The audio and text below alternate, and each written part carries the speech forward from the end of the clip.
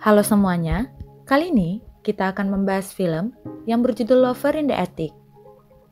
Sebelum kita mulai, kita ingatkan kalau video ini mengandung full spoiler.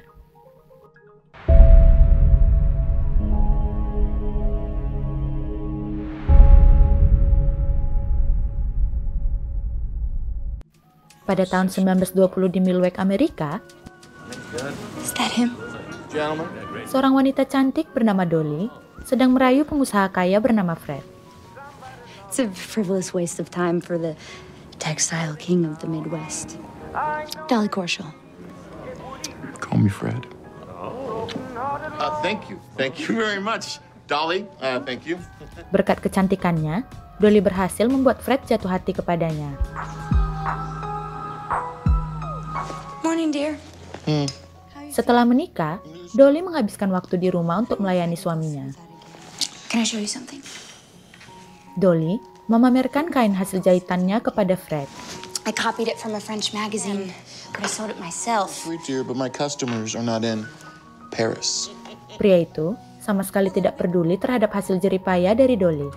The design comes straight from Paris. Akhirnya, Dolly memamerkan kain itu kepada teman-temannya.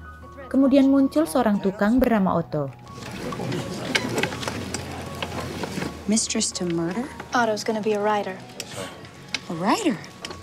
Ketampanan pemuda berusia 17 tahun itu mulai menarik perhatian Dolly.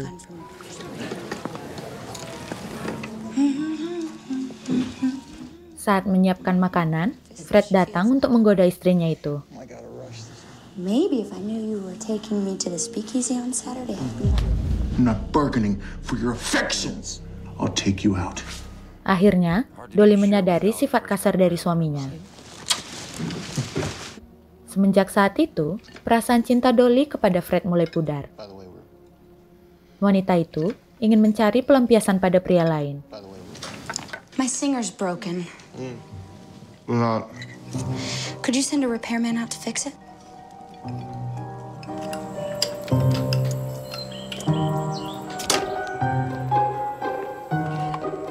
Pada siangnya, Otto datang untuk memperbaiki mesin jahit dari Dolly. Miss Osterreich. Saat memeriksa mesin jahit itu, ternyata tujuan Dolly hanya untuk menggoda Otto.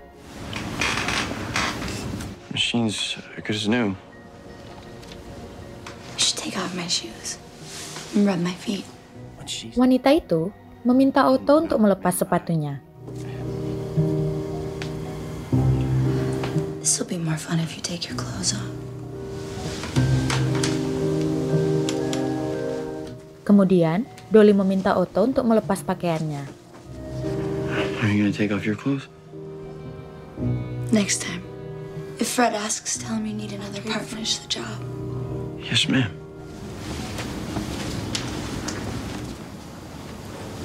Just might have to break that singer every day. Keesokan harinya, Otto kembali dengan semangat yang membara.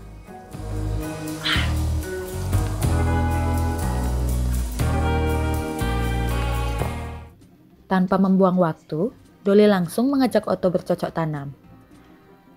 Setelah itu, Dolly mulai curhat tentang kelakuan buruk dari suaminya. You're a sweet young man. Too soon, but do you think you could consider getting a divorce? And live how? So until you can afford to give me the life I want, or if something were to happen to Fred, God forbid, I'll stay Mrs. Osterreich. Dolly tidak bisa menceraikan Fred karena ia sudah bergantung pada harta kekayaan pria itu. I couldn't stay away. Dolly kembali mengundang Otto secara diam-diam. Kemudian, wanita itu membawa Otto ke loteng rumahnya. We can turn this entire place into a perfect love nest. I don't understand. Stay here. Dolly menawarkan Otto untuk tinggal di loteng itu agar mereka bisa bercocok tanam setiap hari. What about Mr. Osterreich? You'll stay up here during the evenings. Be quiet as a mouse. Do you have family, Otto? I'm an orphan. I have no one. Well, that's perfect. I don't mean to be insensitive. I thought you'd be grateful. But you have a choice. Stay here. Or get out and never see me again. You have a choice. Otto tanpa ragu menerima tawaran itu, dan mereka langsung lanjut sesi bercocok tanam. Pada malamnya, Otto hanya bisa mendengar suara Dolly bercocok tanam dengan Fred. Hal itu membuat Otto semakin ingin bercocok tanam dengan wanita itu. Saat Fred berangkat kerja, giliran Otto mendapat pelayanan dari Dolly.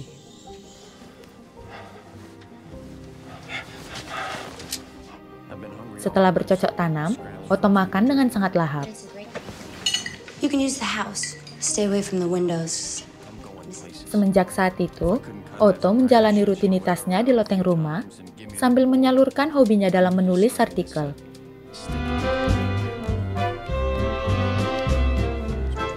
Kini, Otto memasuki usia 21 tahun, yang berarti pria itu sudah hidup di loteng selama 4 tahun. Happy anniversary. Dolly memberikan kejutan bahwa sebuah majalah telah menerbitkan artikel hasil karya dari Otto. They're publishing my story? Sebagai perayaan, Dolly membawa Otto keluar untuk pertama kalinya setelah 4 tahun.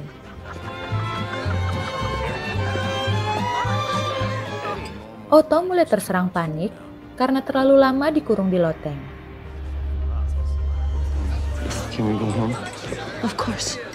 Akhirnya, Dolly terpaksa membawa pria itu pulang. I have to know if there's any hope for us. What if we were free to do whatever we want every night? Like a real husband and wife? Is that a proposal? Saat di rumah, Otto berniat melamar Dolly, namun wanita itu menolaknya. Pada suatu malam, Let's go to bed, Dad. I'll make it up to you. Fred pulang secara mendadak.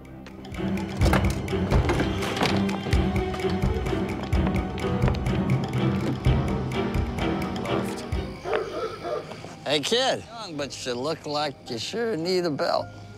Otto terpaksa menghabiskan malam bersama seorang gelandangan. Di momen itu, Otto merasa bahwa lebih baik tinggal di loteng. Don't ever do that to me again.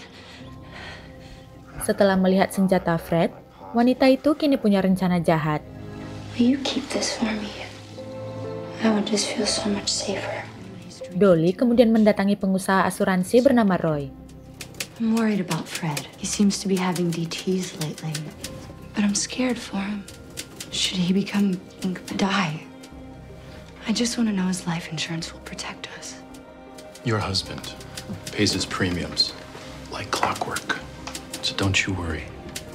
I assure you. Thank you. Setelah itu, Dolly mengeksekusi rencananya saat mereka makan malam. Wanita itu memandangi pria tampan agar Fred terbakar api cemburu. Keep your eyes on me. So why can't you just be here with me? So where are you going? Pertengkaran pasangan itu berlanjut sampai ke rumah.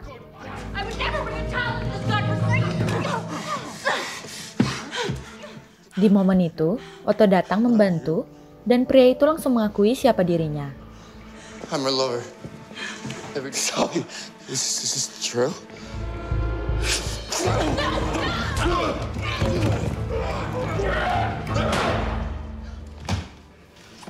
Akhirnya, Fred tewas terbunuh.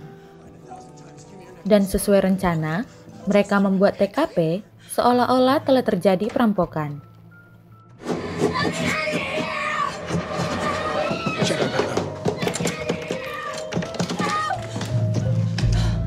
He took his watch and my necklace. The guy steals a watch and a diamond necklace, but he doesn't touch the cash in the wallet. Polisi mencium ada yang tidak beres dengan kematian pengusaha kaya raya itu. Cops still snooping around? But they don't think I killed him. What about the insurance company? And I'll keep them at ease. Di sisi lain, Dolly mulai berpacaran dengan Roy. Wanita itu merayu Roy agar segera mencairkan dana asuransi Fred. Setelah bercocok tanam, Dolly meminta Roy membuang senjata milik Fred.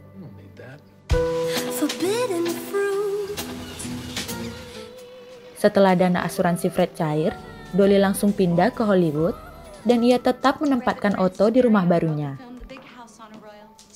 Otto kembali melamar Dolly, namun wanita itu tetap menolaknya. Will you marry me? Otto, someday I'll marry you. Besides, you're my lover. That's a much more important role.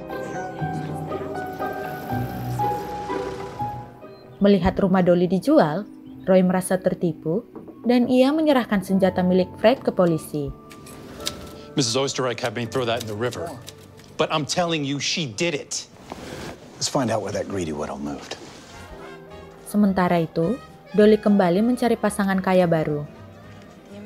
Kali ini, wanita itu merayu Herman yang berprofesi sebagai pengacara. Otto sangat cemburu dan ia sudah tidak tahan dipermainkan Dolly.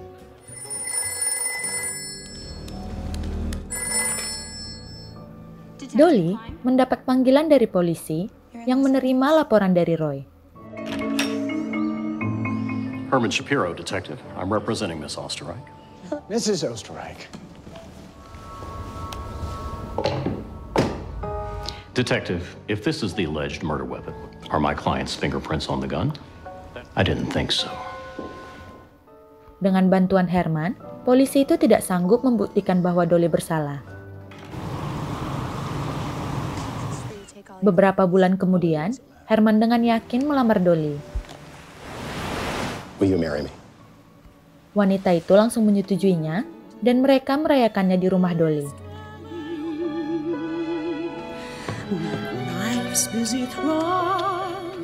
Kali ini, Otto tidak tinggal diam. Otto mengancam Herman dan ia menceritakan semua kebusukan dari wanita itu. So you're gonna shut your damn mouth and listen. I'm her sex slave. Herman segera meninggalkan rumah itu dan melaporkan semuanya kepada polisi. Otto, right here.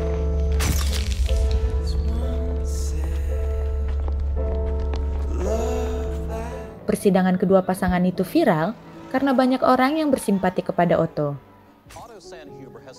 Saat sidang dimulai, Dolly masih sanggup memanipulasi Herman untuk membelanya. Wanita itu membohongi semua orang dengan penampilan wajah polos dan lugu. Akhirnya, Otto dinyatakan bersalah dan Dolly dinyatakan bebas. But then she always did. But she made my life exciting. Dan film pun selesai. Otto akhirnya dibebaskan dari penjara karena kasusnya sudah kadaluarsa.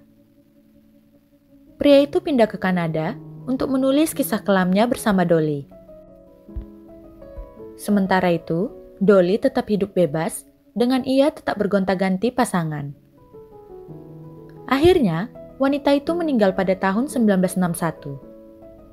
Baiklah teman-teman, bagaimana tanggapan kalian tentang film ini? Saya tunggu di kolom komentar ya.